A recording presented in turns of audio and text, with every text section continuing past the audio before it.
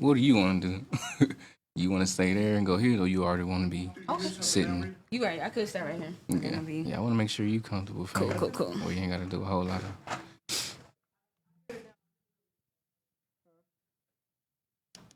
What's up, man?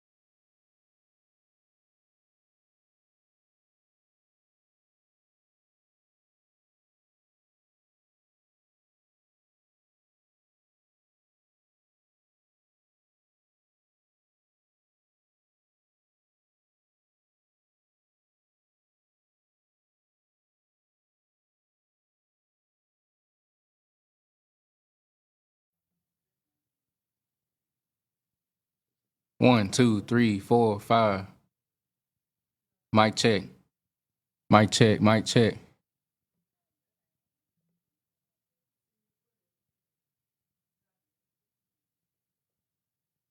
Mm-hmm.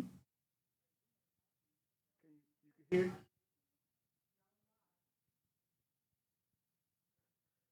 you hear?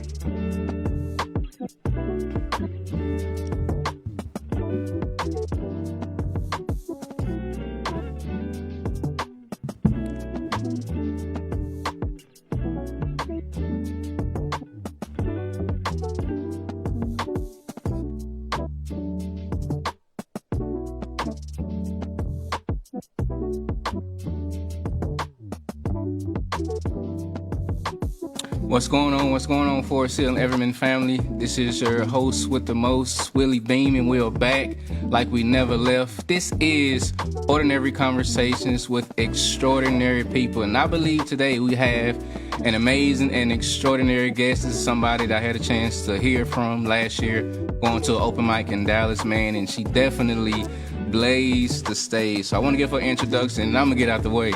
So she is born and raised in Dallas, Texas, phenomenal and gifted poet, aspiring musician, content creator, passionate in regard to holistic health and wellness, entrepreneur driven, podcast co-host of the In Between Rounds podcast as well. Online community, y'all make some noise, put some fire in the chat for my sis, Adonis Wilburn. Thank you so much. Thank you so much for having me. Yeah, he pretty much put it all together real nice. I thank you for the intro, bro. Oh, yeah, I got you. But yeah, so my stage name is Dawn, like the morning sun. I believe the morning sun wakes you up, so that's what I want to do with my craft in more ways than one. So I have a few pieces that I want to do for you guys. And I'll start it off with like one of the first pieces I've ever written in my life. I was like 16 years old, and it still holds a dear place in my heart. It's one of my favorite poems to do. It's called I Used to Love Nature, based off of the Erykah Badu, I Used to Love Him, all that stuff. I met this boy when I was 8 years old. And what I loved most that he was here from the get-go, I'd see him from my window, blazing with pure beauty. And I was like, man, please excuse me for getting droopy, because he made me weak with his color and his physique. And when he'd speak, I'd listen. There were so many languages he spoke in, like the bird. I mean, when I woke up, that's what I heard. And when I go out, he'd be bugging. Like in my ear, he was buzzing like a bee. But on the cool, he was sweet, because with his yellow flower, he would greet me. He knew how happy that made me. So I give him a pass, and we go and we play and we laugh. But on the real, he was rough. Because sometimes I fall and my knee got scuffed and he'd bite me, scratch me things that seemed kind of spiky. I didn't understand why he was reckless, but I was still intrigued by his presence. Something about him screamed adventure, so I wanted to venture off somewhere with him, way out of the picture, and explore his nature. I climbed trees just to stare at his stature. And that was my nature when I fell in love with nature. See, I loved looking at him, especially when the sky got dim. He was beautiful at night. The moon and everything just seemed so right, and I sneak out so we can kick it and listen to his voice through the crickets. But all that's over, because I'm getting older, and I've met this guy called the city, and he's really pretty. With bright lights, he greets me, and fancy clothes, he treats me. I guess I've outgrown him, but I'll never forget him. Your nature. I used to love you, and deep down, I still do. Poem. I hear the snaps. The snaps. They know what to do. They've been to a poetry scene before, so that's dope. No, and like I said, I wrote that when I was 16, and it's still cool that I could do that even in my adult years, and people still feel that. It's my favorite one to do. Now, I do have a drum here. It's called a djembe. I'm recently new into that world and getting into musicianship, and I've been taught how to play this. I'm still a beginner, but I know a little something. So I'll play a little bit for that, a little bit of the djembe, and then do a poem based off of my love for rhythm and things like that. So let me show you how that goes. Oh.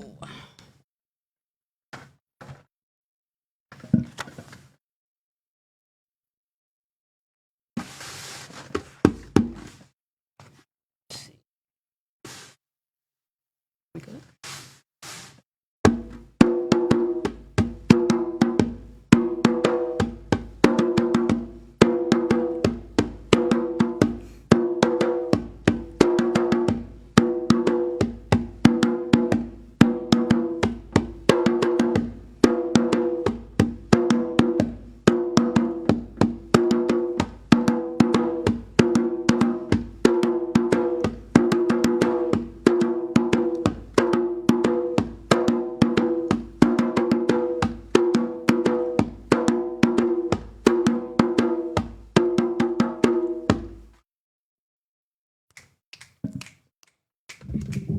They feeling that. My heart is drawn to the beat of the drum. I can hear it in the hum of the breeze. Please carry me to a land where I can be free. See, I'm in search for my rhythm, where I could dance ever slowly to the beat of a perfect melody. And I don't need words. I just need the energy. Like when I saw you. You were staring into what seemed like an abyss. And all that I could think is there is no one alive that looks as good as this. As good as you. See, when I saw you, I had to double tie my shoes because I knew I'd run full speed off into the sunset with you. The perfect addition to my being. Kind of like when the percussion blends in with the wood strings. I hear a symphony every time that we meet. And that's how I knew that you were meant for me. A vibration so heavenly. Kind of feels like when I go out into the grass and I ground my feet. Nature was my first love. So sometimes I still sneak out so we can greet, and I hear the music in the wind, blowing like a flute, his favorite instrument. And I follow the song wherever it takes me, and I end up by the lake, and the vibe is greatly enhanced. This is where I sing and dance. With no one around, I'm in my own trance-like state. Take me. Elevate me. It kind of feels like when my paper meets with the ink. My sketches become a flamenco beat, speaking to me through the tempo of how the words dance on the page so perfectly. See, my heart is drawn to the beat of the drum. And the rhythm I find in anything in life that ever moved me. Poem. Thank y'all so much. Let's get it.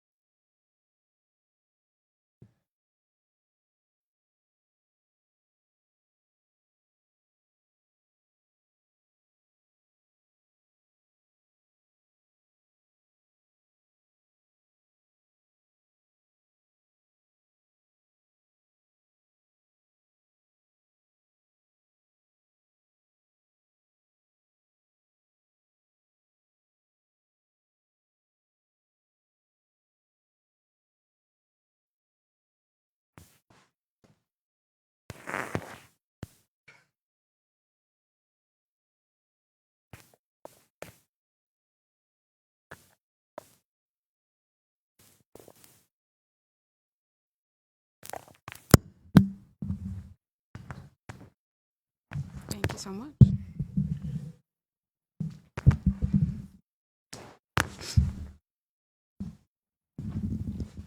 Testing 1 2 testing. We're good. Testing 1 2 1 2. Good. Testing. All right, appreciate that, fam. No, for sure. Appreciate That was awesome. Yeah, that was good. Feels So how good. you feel? How you? I feel great. To this morning is great. I woke up feeling just amazing today. That's good stuff. That's good stuff. We gotta take you on a little journey, I guess, roller coaster ride. Yeah. We're gonna get into some different stuff, but I first want to know, take a moment to share with our viewers and listeners your initial introduction to poetry and how it helped shape your life. Yeah.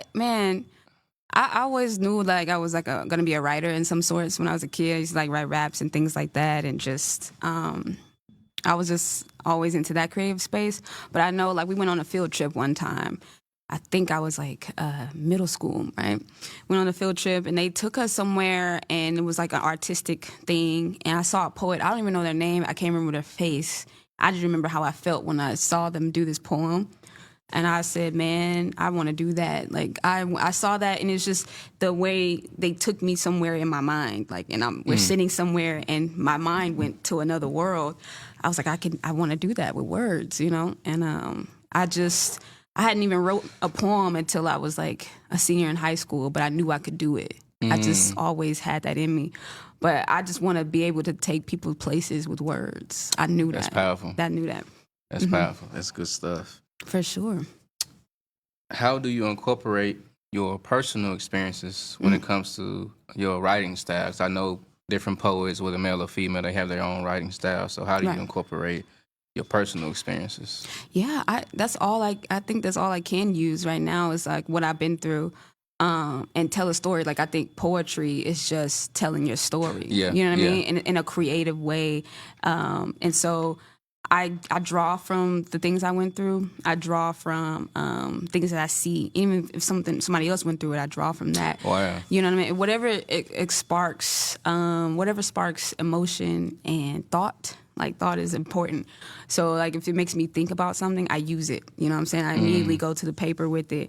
But I draw from, mostly I'm gonna say love, because I always say I'm a love poet, and you will hear I hear that that a lot. it's Yeah, in from everything you. that I do, and they're my friends. She's such a lover girl, and that's true. I mean, I think romance is in everything, so that's my source. Like That's good. I find my love. It could be a love of romance, or it could be a love of a thing. Like I love nature. I love reading books, basketball. I mean, a love for a thing, and I turn that into a love story. And so that's how my poetry is. You know what I mean? That's dope, fam. That's the cultivation. That's dope. So you saying love is basically the foundation of everything that you do. Every single thing. I swear to God, I think it's omnipresent. You know what I'm saying? Like, kind of like how love is God, they say. And I think that's they ain't saying that for no reason. And No, God is facts. omnipresent in everything, and so is love. And so it's, that's my source. That's dope, man. I love it. I don't want it's Valentine's Day. I know I'm getting lovey-dovey on you, bro, but Nah, it's cool, fam. Be you. this is me, man.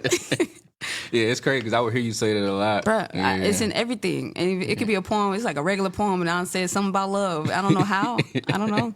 That's what it is. I got you. So, knowing that you are born and raised from Dallas, shout out D-Town.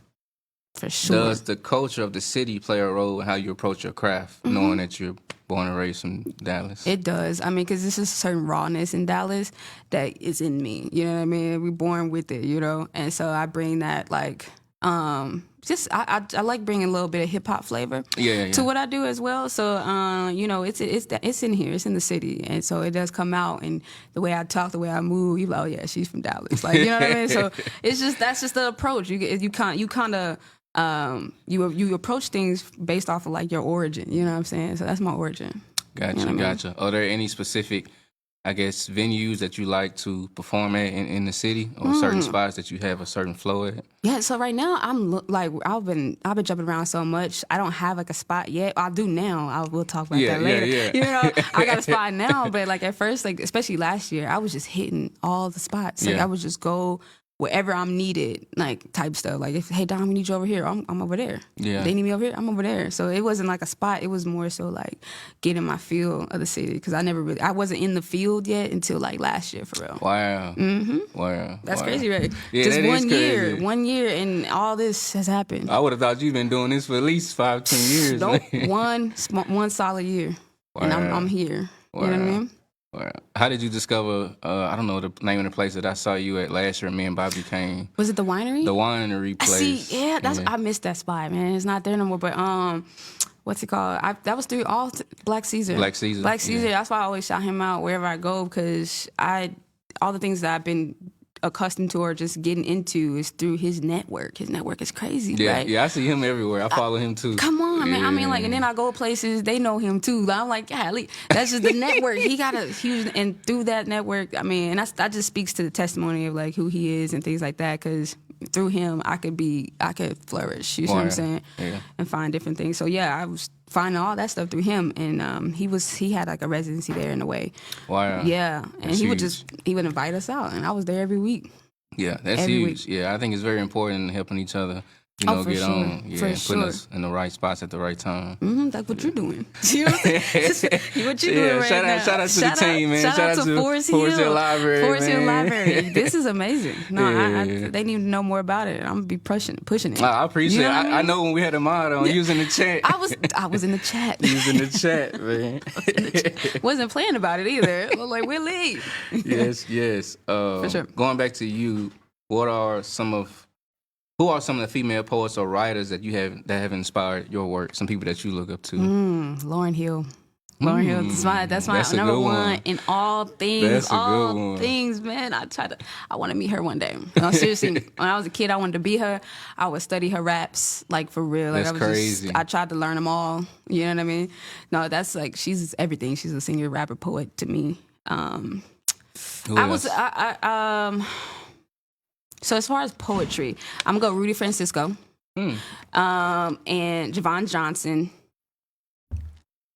Even my homies, Black Caesar. We got Wayne Henry, Brandon Goodlove, things like that. Like, but where I'm origin on like where I was looking at poetry, I would study Def Jam poetry. Like, I was like, Wow. I'm an old school head. So Yeah. even though I'm young, I'm an old school head. So when I was in college, I would just like really go watch all the old, like Mos Def was hosting that, right? So I watch all them, like Shehan was up there, Prentice Powell, all that stuff. Wow. So it's like all them poets were the ones that I'm like, I want to do what they're They're doing. doing. Oh, Yeah. took I remember me- Def Jam days. Oh my God. Yeah. It wasn't even just the comedy. They had the poetry side, and it was just as raw as the comedy was. comedy. Yeah, Yeah. like, and they would rock the whole crowd. And I'm like, with just words. They didn't do nothing. It was just them, a mic in that crowd. And like, I'm like, that's what I want to do. Wow. So yeah. But Rudy Francisco is my favorite, for real. Elaborate on him. I never heard of him. So he is I don't know where he's from, man, but he started off just like I am, just probably doing open mics and stuff like that. But he got on all the big stages. Right. He was on the Def Jam. He was on Button Poetry. All the big stages that you have for poetry. And so I met him though. I went to his show and I got to meet. Yeah, he signed my journal.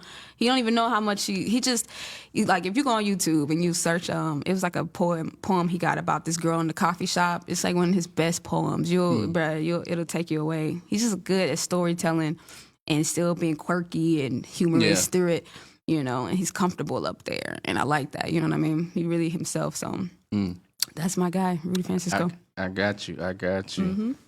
For you, how do you think the poetry world has evolved for women specifically? For women, yeah, because our voices are being heard more. You know what I mean? But I mean, you always have the Maya Angelou's and stuff like that. So you got that. Yeah. But it's like for women, I think it's growing, but we need more women. It's still males in here, and I just feel like I think because women, you know, it's kind of hard for us to express ourselves. You know, especially if you want to talk about like just adult things. It's just like it's hard for us to express ourselves and then be seen and accepted. You know what I'm saying? So I don't think like they want to do it as much because it's like you could get judged. You will be, you know, in the poetry world, some people do certain poems, you're going to look at them a certain way. You know what I'm saying? So, I think we just need more of it. It's a space for it. It's there. I haven't seen the women just going out there yet, but that's just me. I haven't seen it. Yeah, Yeah. I got you. Yeah, guys. I mean, you hitting on the right point because most of the poets that I've seen, you know, are It's males. men. Yeah, it's men. But I think it's because they can go up there and they can say things, and it's like it's not gonna be perceived a certain way. It's still like that perception of women, and we're still pushing through it because you see women's sports. We're getting through. Yeah, we getting through some. Yeah, we're getting through milestones right now. But it's like we need to keep going because we need more women and feminine stories. You know what I'm saying? We still got the men out here and their struggles, and it's real. It's definitely real, but we need to accept the women struggle too, just as much as the men struggle. So got you. Do you believe that female poets are granted the same opportunities and recognition as male counterparts? I think, like I said, I think it's available. I think it's there. I think we need to work on it. I mean, because it's like I'm not gonna say things like gatekeeping, but it's more so like you're gonna put on who you want to put on. You're gonna, you know what I'm saying? I'm gonna bring in my guys, and these are my guys. So we need to, for the women, I need to bring on my girls. You know what I'm saying? Yeah. So hopefully one day that's what I can do, to push. And it's not a bad space because we got, like I said, it's open, and especially for Black people, we got a real good opportunity to go out here and express. But we need to bring on our girls. It's like how I got bring on my guys and bring on my girls too. Yeah. Oh yeah, I just haven't seen much of it. And then also I don't know if women are pursuing it too. You know what I mean? Because like we probably girls getting into their bag right now. They're trying to go get that money. So I'm not sure if they're trying to express themselves. But we trying to get this money because we got the opportunity to. So. But I want to see more women going out there and doing creative stuff too. You know what I'm saying? Because we have a story. I totally agree. I totally agree. Especially you mentioned earlier, when it comes to women's sports. Yeah. Oh my God. Angel Reese. Yeah. I should have worn my Angel Reese. I messed up. You got an Angel Reese shirt? Yeah, I'm her biggest fan, dude. I'm a big shout out to you, Angel Reese. Shout out to I want to meet you Reese. too. That's my girl, and she got a burger now, like at McDonald's. I took a picture. It's in my phone. I'm a huge Angel Reese fan. Funny. I swear, that's my girl. So yeah, I mean we doing it, and it's there, but we gotta pursue it too. We can't just be like, you can say I want them to put me on, but we gotta fight for it too. We gotta go into those spaces, go into that door, and shake some hands and talk to some people. I agree. So I want to see that. I agree. In regards to you, describe your process and how you prepare for certain events or venues. What's that process look like for you? Yeah, so I prepare all the time. I always say, like, you gotta, you don't have to get ready, you stay ready kind of thing. Yeah, I right? say that all the time. I stay ready. I literally, every day, I got like a full mirror in my room, like a full body. So I go in that mirror and I'm reciting old poems, reciting new ones. If I wake up, I might be reciting poems. I'm literally always reciting, always practicing. In my car, I'm driving, I'll play my favorite song, I'll turn my favorite song off, and I'm reciting these poems. Wow, so it's like, whenever it's a call that's been made, that's why I'm very fortunate. I feel grateful and blessed because when I get a call, I'm ready. You know what I'm saying? I'm getting more calls. You know, if the calls are coming and they say, hey, you want to do this? And I can say yes because I'm always preparing and I'm writing all the time. So that's my process. I don't never not rehearse. You know what I mean? So if somebody say, hey, Don, we got a show in like 20 minutes. I got to sit because I already prepared. I'm telling you. That's huge. That's every time. And even I'm learning how to host too now because Caesar, like I said again. Yeah, let's go and get into it. He literally, so he's been helping me host things. So like he would see me at the shows like every week. I'm like multiple times a week. I'm with this guy, and so he'll say, "Hey man, look, I'm doing these things. I'm working the door. Why don't you just go up there? If I'm not up there, bring people up." Right. So those were the things like that was, and that's me being in the field, just always being present and saying, "Hey, I want to practice, not just in my mirror, but on stage too, right?" Yeah. So he would be like, "Go do that, go host." And so I'm still working on. I'm not the best host yet, but I'm getting there, right? But then, so he it's a show like he wanted me to do. He was like, you give it a name. I'm gonna give you a co-host, but it's gonna be you. You gonna run it. Yeah. It's gonna be a baby. So I'm like, okay, cool. I'm just doing, like I said, I'm where I'm needed. I do whatever is needed of me. So I was like, I got you. And then some things happened, some things switched. And then they was like, look, you could do it. So I'm like, me? You want me to do it? You want me to do it? It's crazy. So it's like, okay, again, ready. I mean, I've been practicing. Right now, it's just like I just got to do it. So now I have my own shows called Orange Moon, the Orange Moon Experience. Yes. It's tonight, actually. I got a show tonight. So it's every Wednesday at Carpe Kitchen in Dallas. So like I said about the spot, like I've been moving around. Now I think I got a spot now at Carpe Kitchen. That's huge. Yeah, so thank you for that. Thank you, Caesar. It's been really good. And like I said, I've been getting those opportunities through him to host, so I know how to do it. Now I just got to trust myself and, get over the fears, and because it's scary for me. I mean, it's like, this is my first time, and I'll be performing and hosting, which is what I always wanted to do. When I was a kid, I wanted to open the show with my poetry and then bring people on. Yeah. That's how I always wanted to envision it. I can try it out. Like I can, that's huge. What I was thinking and manifesting, I could try it now and then see if it works, and of course it's going to, because I'm going to keep working it. And then you never know. So when I come back next time, man. You're going to be turned. I'm going to be like, yo, I got a whole venue. We pulling up, fam. We supporting you. Pull up, man. Yeah. So yeah, like now I get to practice that, and I really do believe in practicing in the field. Like like I said, you could practice in your mirror. You could be in your room and you can rehearse all day, but it's nothing like when you're in front of the crowd. Oh my God, I totally agree. It's different. It's like those jitters and stuff like that. That's what you want to work on. Yeah. And so I've been blessed to be able to do that all year last year, and now we're here.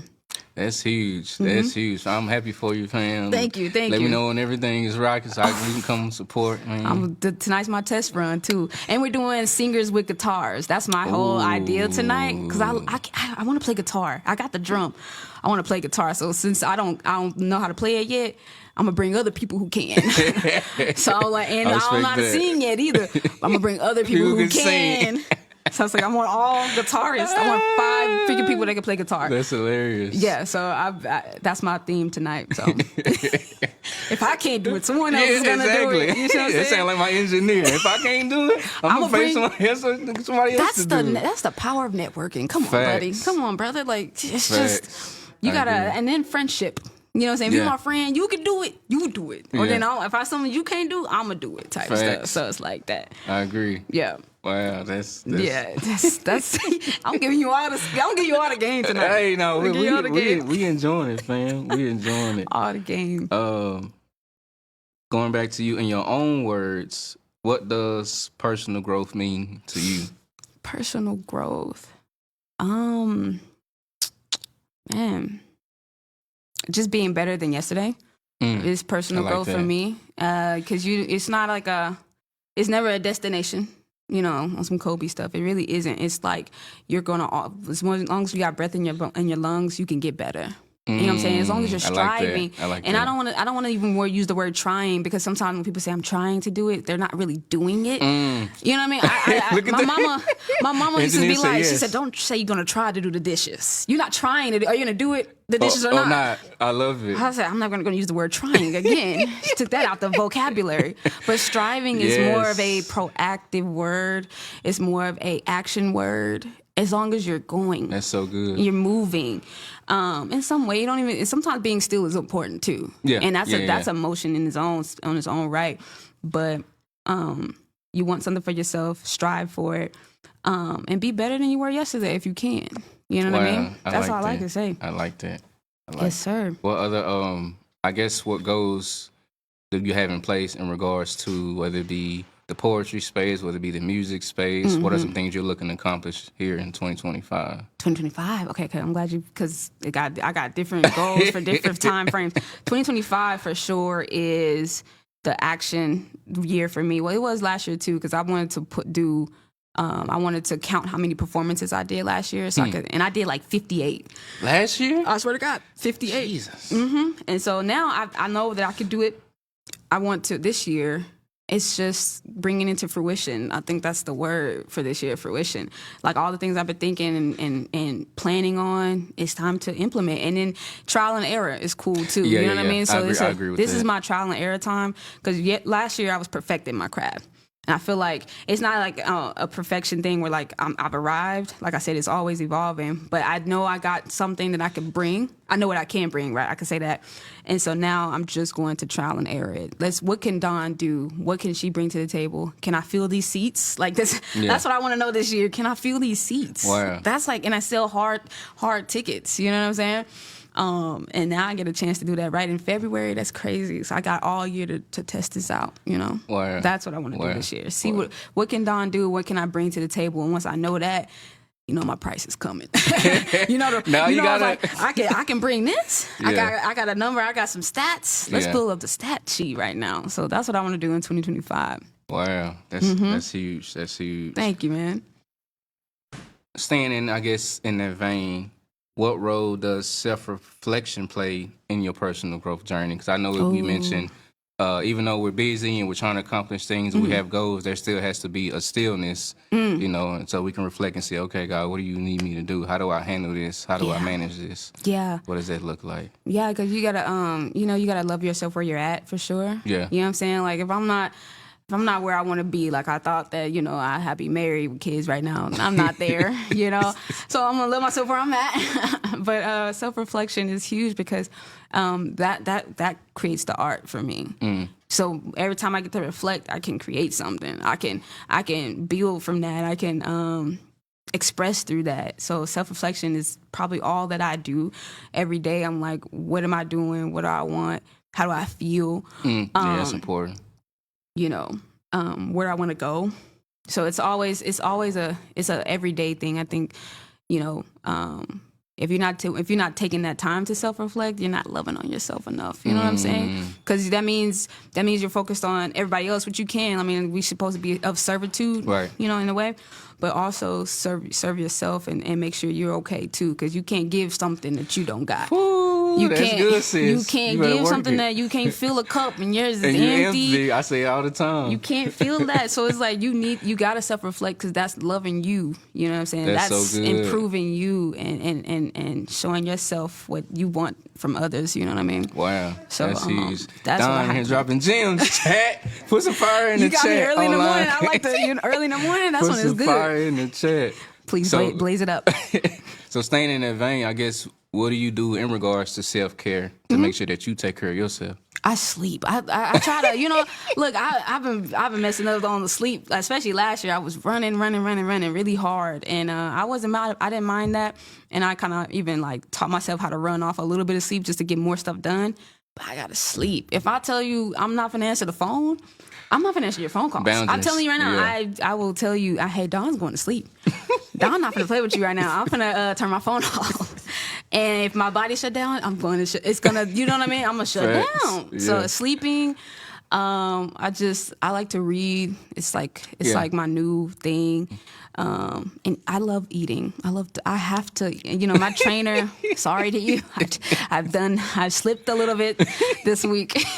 So a couple of times, actually. He knows because I'm supposed to send my meal to him. And if I don't send my meal, he know I didn't do. Crazy. He gonna kill me in the gym. He know he take it to the gym. So, but I'm gonna eat if I feel good. See, I'm gonna eat it. I eat when I feel good. I eat when I'm sad.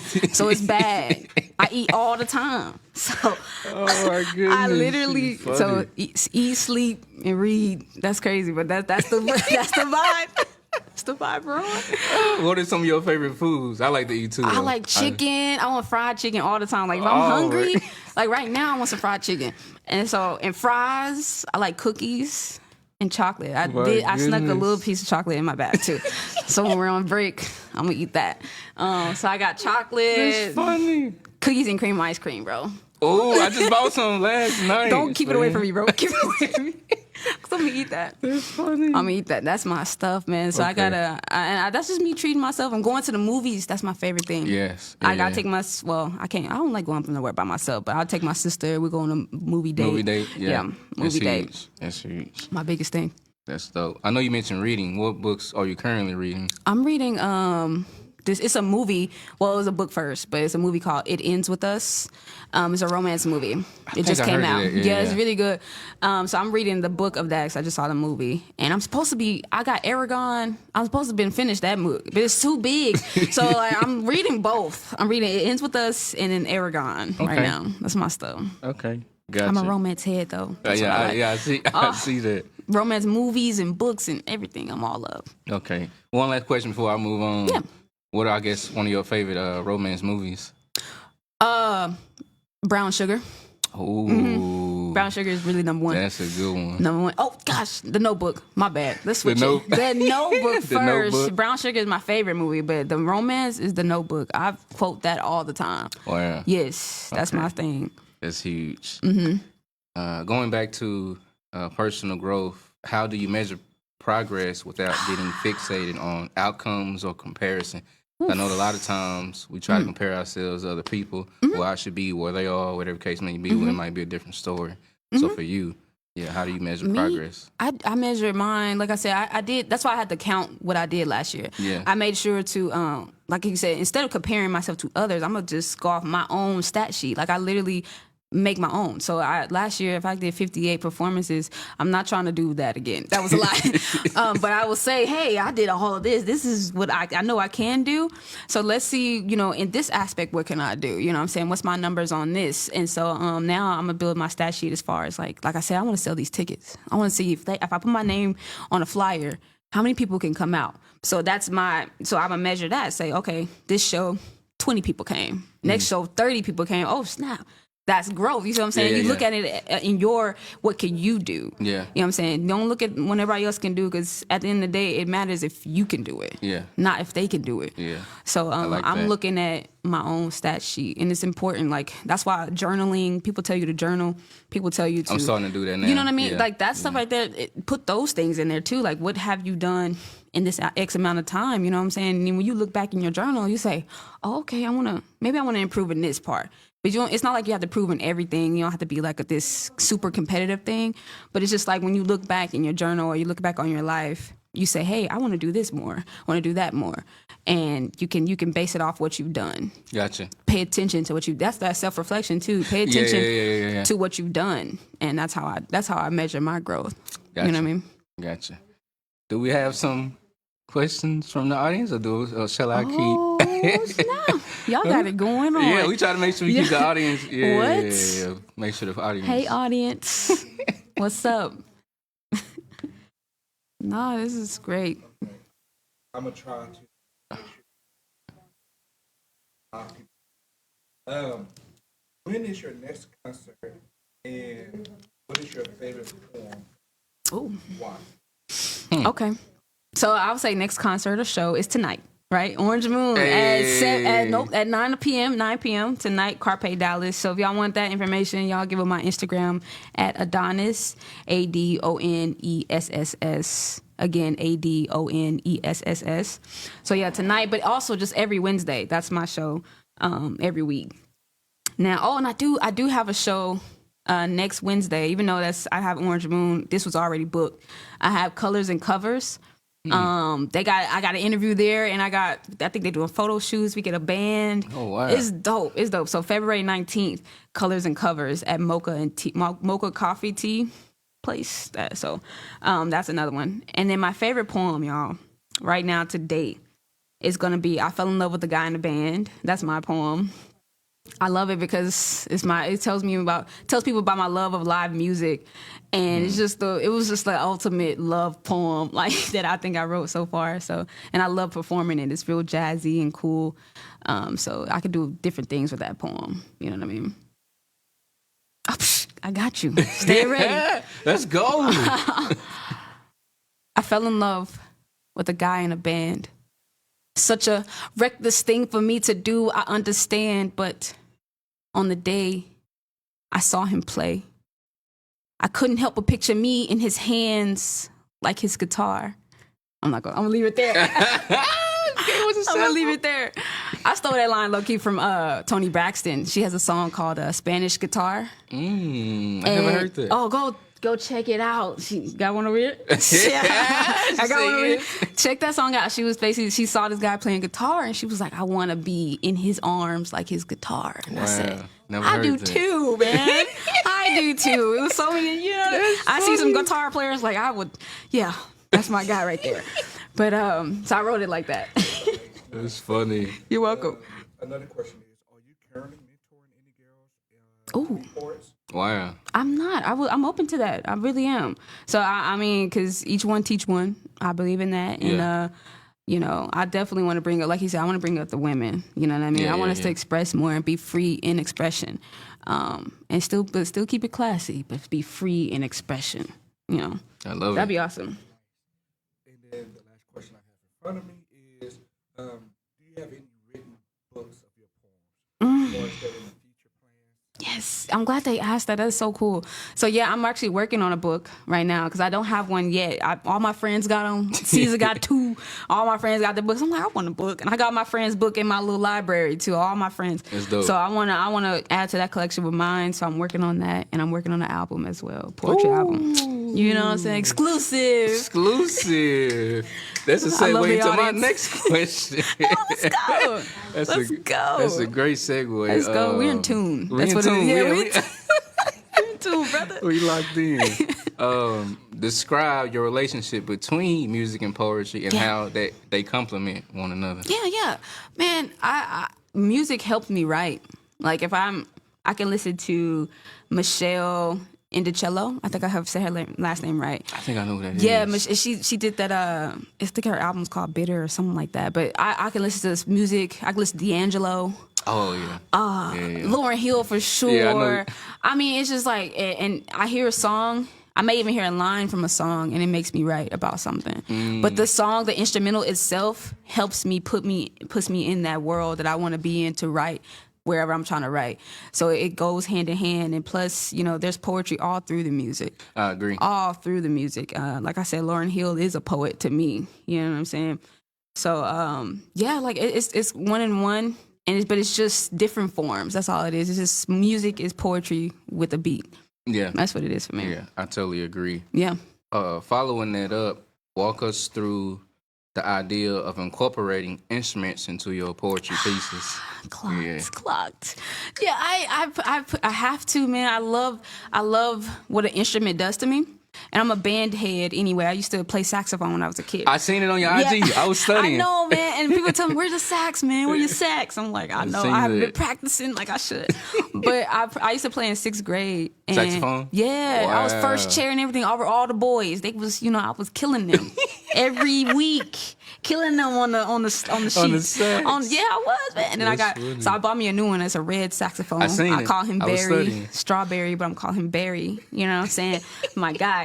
So, I bring it because it's just music moves people. It's just like the words. So, like I said, I want to bring people to another world with words, but the music added to that, it brings up all your senses, like your taste, smell, hear, all that. It just, everything comes to life when you put the music with it. So once I started doing that, I kind of got hooked and I never stopped. You know, so I bring my drum everywhere I go. Right. You know what I mean? Right. My drum, I need to give my drum a name because they gave it a name, but I don't want to tell you the name. That's not the name I'm going to call it. Ain't Paula. That ain't gonna work. She ain't Paula every now. I'm not gonna call him that. Okay. Elaborate on the drum. Man. Yeah. Okay. So that was just God because I was with Caesar and we were at the South Dallas Cultural Center, and as we're walking in, this lady's walking out, which is my friend now, and she was looking for people who wanted to drum. And I don't know why I said yes. I just said, yeah, of course. And I don't know her.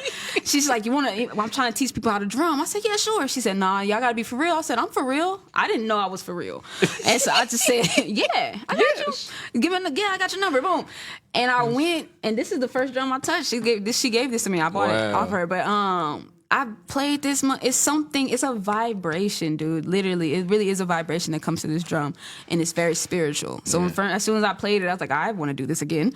How did you learn? And then so she hooked me in with her teacher, which is now my teacher, Sa'ank Rasa. So he's teaching the class for free, man. But he wants serious inquiries, like people who come in who is dedicated to the culture of it. Yeah. You know what I'm saying? And so I went like the whole year. I was at every Sunday practice with him, and he's a real musician. He plays like all instruments. He loves saxophone too. He could play all four: soprano, tenor, baritone, alto. And flute and violin. He could teach it and everything. And so, but he teach the class of djembe. We got a whole class of djembe drummers, and we go perform and everything, you know? Huge. So I got real African culture, West African culture with this. That's you know what I'm saying? huge. It's with That's me dope. wherever I go. Now it's just a part of me. Yeah. You know what I mean? I love it. So do you and the group, do y'all go out and perform Yeah, regularly? we've done some festivals. We've done we performed for like a random job. I don't know where we was at. We was just the job wanted some djembe drummers, and we was in their lunchroom drumming, like we were drumming. That's crazy. And they loved it. And it was it's easy money. It's the most easiest money I've ever made because it's so fun. I could drum all day. Right. I'll drum for free, for real. I ain't gonna lie. I'm not saying all the time, but I'll drum for free To a certain extent. To a certain extent. But if you say, hey man, we need a drummer, I just love doing it, so I'll just come. I'll bring me and my drum, and we'll just vibe. Yeah. You know, but yeah, we do. We do perform. They still doing it. I just haven't been able to tap in. I got other stuff. Yeah. Are you looking outside of the drum? Or are you looking to, I guess, perfect the saxophone? Because I do want to. Cause think about this. I'm hosting a show. I do a poem, but not even that. If I start the show off with a saxophone, I don't say nothing to y'all. It's just a spotlight, and I put the chair on them. And I'm just, I'm gonna be. It'll blow. Yeah, I think it'll blow the crowd away. And I'm a woman too, not the men. Y'all know y'all rocking it, but if the woman do it, it's a little bit different, you know, that style. And just me and Barry up there. Come on, that's what I really want. I do. So I have to get back into it. I just been so busy. Yeah. Like when I tap in. You gonna see, I'm telling you, I'm gonna have a spotlight on me. Just gonna be me, the mic, and that saxophone, and just people gonna throw in their numbers at me. Just saying, they gonna throw it. I'm like, here, Don, take my number, man. That's funny. Take my number, just take it. All right, we're going back to the audience again. We got some more. We got some more questions. We sparking it up. We sparking it up. we got them fired up. I'm messing up the cameraman back here. I'm messing with him. Okay, so who inspires the rapture in you? What's driving that fire? Wow. I don't know, man. So many things. I think it's God, though, because I don't know where this is coming from sometimes. I really just, I have an unexplainable energy. Like, people can tell me, like, hey, man, are you on something? I'm like, no, I'm not. It's just me. It's just my energy, and I don't know what's flowing through me sometimes. I just got to get it out. Yeah. And I like making people laugh. I like expressing myself. I like making other people feel something. So I think people inspire me. My family does. I'm the oldest, so I want them to see, like, you can literally be yourself, and you can monetize that, though. You know what I'm saying? You can make money doing what you want to do and being you. And then also just, that life is about being authentic. You know what I'm saying? So I want my brothers and sisters to see that, my cousins and stuff. So I think that's what drives me, the people in my family. That's huge. Yeah. I love it. Mm-hmm. So is there any other poets in your family? No, what? I know, no. That's crazy. They thought they didn't know why I wanted to be a poet. To be honest, my mom was like, "You want to be a poet?" Not in the bad way. I was like, "Yeah, I think I want to have my own lounge and stuff." They didn't understand in a way until I started really like doing it. Mm-hmm. But nah, it's no. I just don't know. Like I said, I don't know where it came from. But I wanted to be a poet, and many other things. I wanted to be a firefighter as well. It was weird. Yeah, I was like, because they can fight fire. So I want to do that. So I wanted to be so many things. She didn't know. And a comedian. I did want to be a comedian too. I can see that. Yeah. I can see you being a comedian. God. But yeah. So if you could perform anywhere, where would you like to perform? Button poetry. So that's, I think, like I said, it's big staples in the poetry community. And I kind of study a little bit, and I do want to hit all the major ones. So I know Right About Now is another one too, and they're coming to Dallas this year. So I think they're coming in March. I already got my ticket because my boy Wayne Henry's going up there. And they got an open mic, so I'm getting up there. So I know, and like I'll see a stage, and I say I want to get on that stage, and I don't know how I get up there, but I do. So I'm keep saying it. I want to get on Button Poetry because I think all the best ones have been on Button Poetry. Yes, so I'll be there. I'm with it. I'll be there. With it. Throw some snaps in there. Yeah. you know. But yeah, yes, Miss D. I see you in the I love the audience. We got a good audience right now. I love it. We in there. Going back to family, do you have any musicians, I guess, family-wise? Yes. Yes. So we're really into the band. But my mom plays saxophone. That's why I play. TMI, but she made me use her mouthpiece, and I don't like that. She could have bought me a new mouthpiece, man. Because from the 90s, that's crazy. So she talking about, it was, yes. She was like, you gonna use this. I was like, Mama, just buy another one. Anyway, but that's the reason why I played. I think one of my aunts played French horn. My other aunt, she was on the drums. But my mom, she wouldn't even let me do the drums at first because she was like, the boys, it's like a boy thing. Even like basketball, like I played basketball. She was like, that's a boy thing, so don't do that. But I still found my way to the drum. But who else? I think we had some dancers, but it was all because we were obsessed with the band. Like we love Battle of the Bands and stuff. So we was always into music. It just kind of flows through us, yeah. That's huge. For sure. That's huge.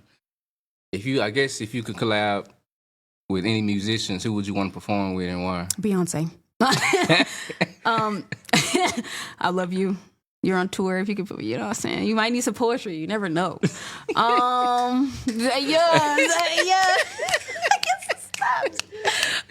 What other musician? I mean, let's see. Musician. Man, I don't know, but I do. I like collabing with people who play instruments. Yeah. So I would like to. There's actually, it's a few ones. Like Victoria Hernandez, I just met her. You got a girl named Haley. And these people who play guitar and stuff like that. Yeah. So I want to do some poetry with acoustic guitar. And I started a band, the Neo Savants. So my guy Roman and Cottrell. So Roman was on the guitar, and then Cottrell was on piano. So you know what I'm saying. You see me collab with Ahmad. Ahmad. That's my guy. Adrian Tripp. She's on guitar. So I want to collab with more musicians so I could bring that live music aspect to it.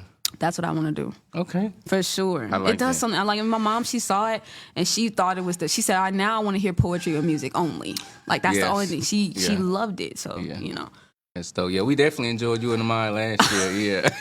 Everybody been asking for my tips and music, man. Y'all didn't see that. I was like, they're not gonna see this coming. Especially when I bring this drum, they're not gonna see that coming. Yeah, it was when you bring the drum, this one in particular, it makes it Afro jazz instead of just jazz. You see what I'm saying? Like that's what I learned from my music teacher, Saant, when he was doing this, because he has multiple bands.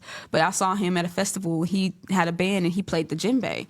But now it's just not jazz; it's Afro jazz. You know, and it's just that's a different feel. Yeah. So that's huge.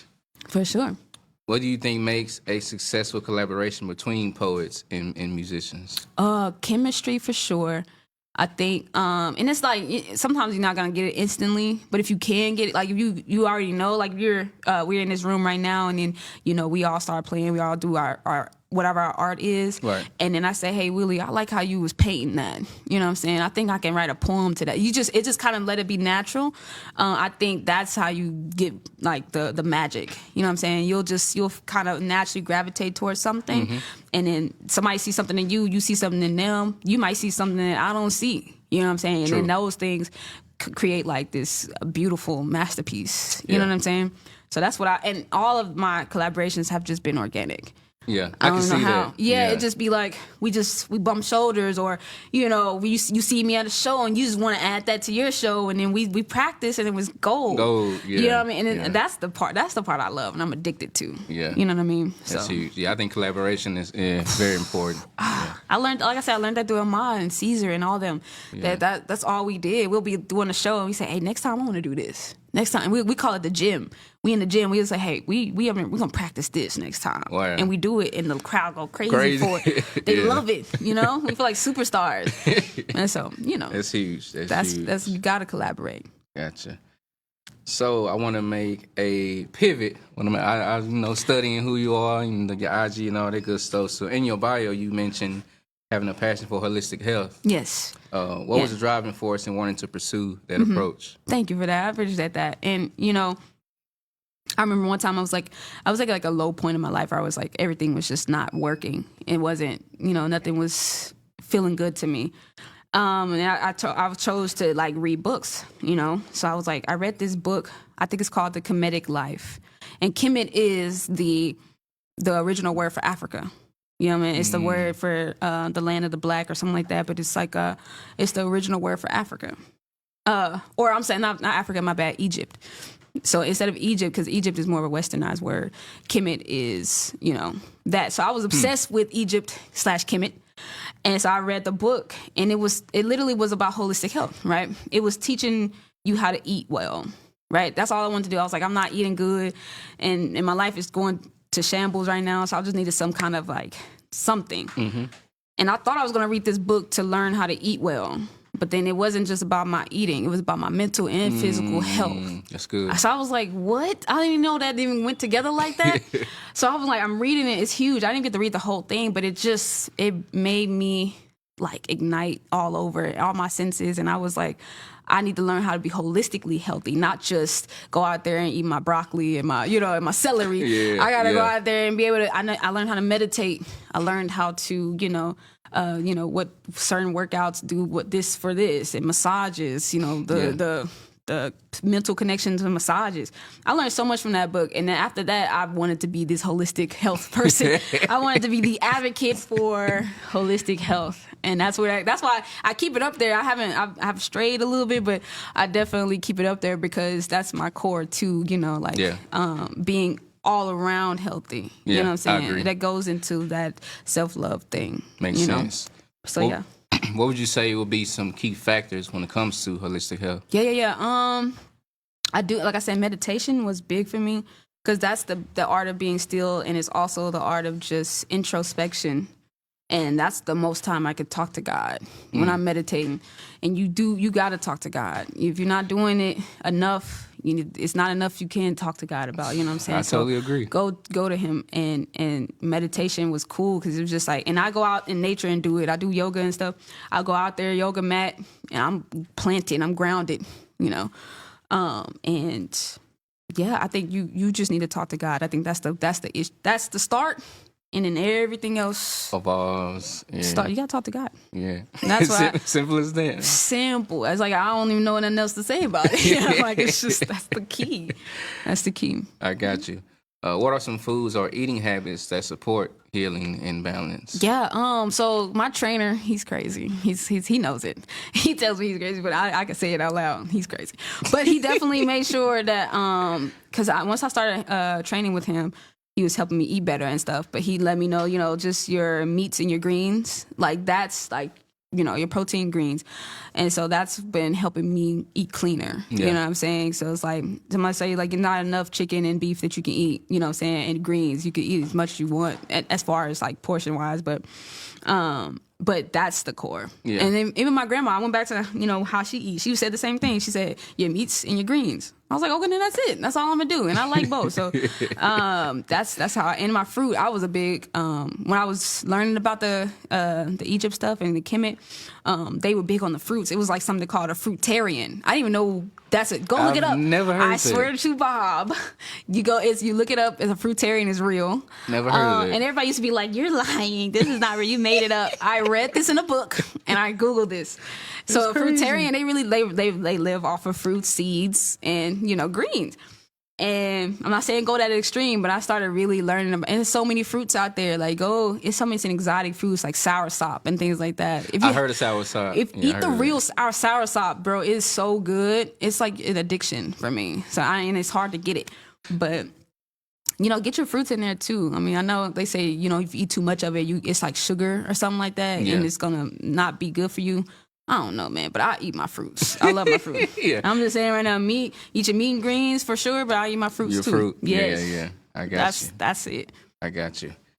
Can you speak about the importance of gut health and holistic well-being and how it influences the mental and the physical? Because you mentioned it earlier, how you want to make sure that you're whole. Yeah. Gut health. I'm still learning about it, but what I do know is that that's where your waste is. And so that's why when you talk about holistic health, there's this concept of being light. And it's not just saying be skinny.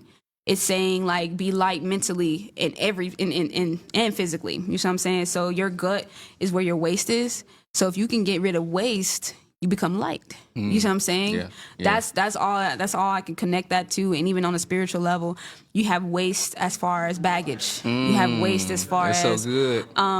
you know, heavy. what you're holding on to, your grudges. You gotta get your waste away, and you become light. My God. And then even further, because that's why I say my name is Dawn, like the morning sun, because light, meaning light. Yes. You become I love that. you shine. You really do. You get waste away, you shine. That's so good. It's that's Girl, why. dropping gym. Yeah. Dropping gym. That's why I'm like you really the guy, because you really let me be me today. Yes. But definitely that's where the holistic part is. And that's why I strive for that, because it's all the things. You see what I'm saying? Makes sense. To sum all of this up, if you could speak to the younger Adonis, what words of encouragement would you give her? Man, just keep doing what you're doing, because you will be something that people gravitate towards. Just keep doing what you're doing. You know what I'm saying? And don't be afraid. Yeah. Don't be afraid. Everything you're afraid of, face it head on. That's all I would like say. that. Because I had so many little fears and things like that. Now, even if I am scared, I'm still going to do it, you know? Yeah. I do things it. afraid, you know? Do it afraid. Do it afraid. Scared, yeah. Like tonight. I'm telling you, I'm scared. Like, We got you, scared so like we a gonna be dog. praying. I'm scared, man, but this is my first time hosting for it. It's just got like, you. do it scared, though. But don't be afraid. There's nothing to be afraid of, because it's, you know, it's in your mind. Yeah. You could do it. I You know love what I'm it. saying? I love it, sis. I love it. One more pivot. Let's do it. Share with us on how the podcast In Between Rounds came about. You see, he shout out to Willie, because first of all, he did research and he's shining the light. He's shining a light. I got to, man. You're that guy, man. This is for you. This is for you. In Between Rounds happened so crazy, man. We just did a random live, my homegirl did, and the people that was on the pod, we just kind of hopped on, and we stayed on for like till 4 a.m. I swear to God, we was on like till like, it was from 11 p.m. to like 4 a.m. We was falling asleep on the live, waking up, still talking. We're like, you still awake, bro? Like, it was so funny. And then once we did that, we just kept going live, and then we're like, you know what? We might as well. One guy, I call him the brains. You know, he's the brains, and he was like, we should just do this. We should be a podcast. And it, like I said, all that collaboration became organic. We already had the chemistry naturally, and we just started structuring it. We just started saying, hey, every week, what do we want to talk about? What's our why? What do we want to be in this podcast industry? Because everybody has their thing. And then there's so many of each thing. You know what I'm saying? If it's sports, there's so many of those. Yes. If it's relationships, it's so many of those. And, you know, or just artistic ones, so many of those. But we got to stand out in our way. So we finding our way in that, but it was really organic. I think I was on one of y'all's before. You did. I was He in the told me chat. he was like, y'all come here to Forest Hill. You know what I'm saying? Yeah, I was in the chat. And he saw how crazy it went. Yeah, we acted a fool on there. It was great. But that's our vibe, you know. Yeah. We got some pot stirrers. We go like this, stir the pot. We got some pot stirrers in there. Gotcha. Yeah. Staying on that topic, how important is your podcast branding when it comes to name, logo, when it comes to attracting listeners? Yeah, it's everything. I mean, branding and advertisement is like all we're focused on right now, because it's all about getting the word out and bringing people to our platform, and then wanting to stay there too. Because once they come, you know, they could say, "Oh, that's not for me." You know what I mean? And they could go somewhere else, as they should. But what's gonna bring them to us and keep them here? You know what I'm saying? Keep a good following.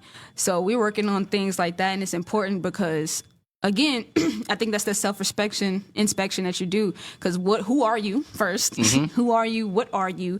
And what do you want to portray? You know what I'm saying? What message do you have?